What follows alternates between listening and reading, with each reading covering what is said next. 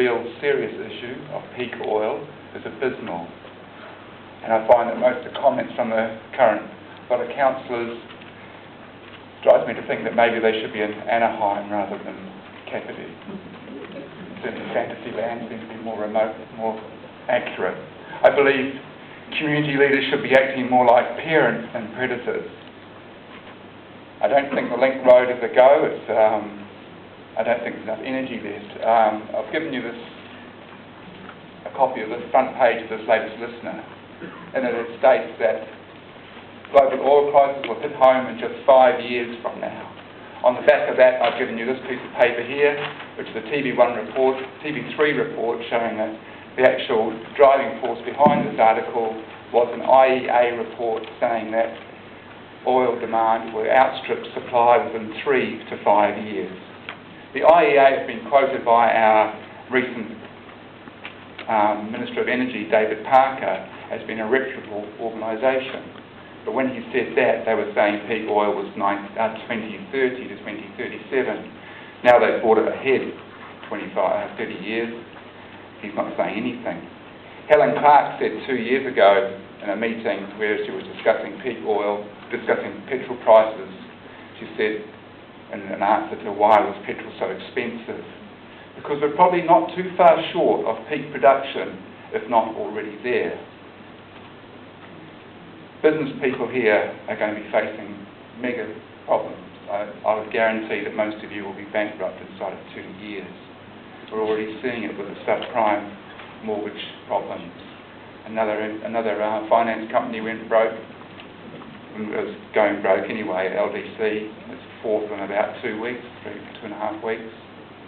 Petrol at the moment is $75 US a barrel, which is 108 NZ, because our dollar's gone down again. That's the highest it's ever been for New Zealand. I think when our dollar was slightly higher and oil was $78 a barrel, it was actually $104 New Zealand. So we're $4 higher than we were last time.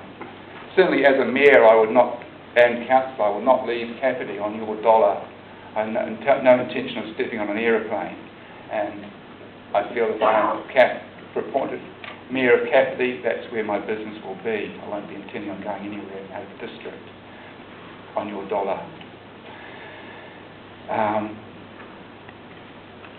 was listening to what the other councillors are saying. I'm really impressed with some of the new people that are here, and I think 100% turnover in the council would be beneficial to the area. There's a lot of new ideas.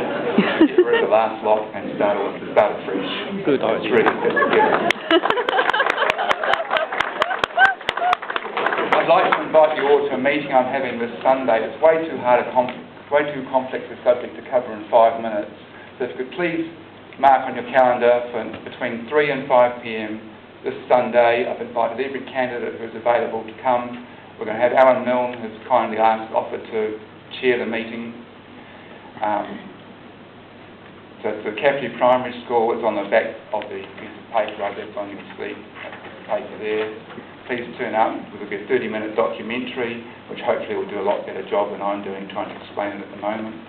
And then we'll have 5 minutes or so from each candidate to try and tell them what they think of the issue. What else do I need to say?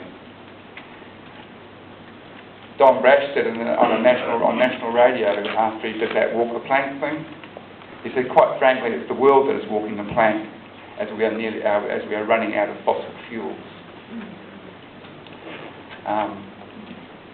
Yeah, that's pretty much all I've got to say, really. I just want to extend the invite to you all to come to this meeting on Sunday so we can get these facts clear in everyone's mind, see what the public knows, see what the candidates understand the situation, so when we go forward and we face these major calamities of an 87% shortfall in our oil supplies, which is what we're currently dependent on, when the boat stops arriving, our lifestyles are going to change drastically, and we need to work as a community.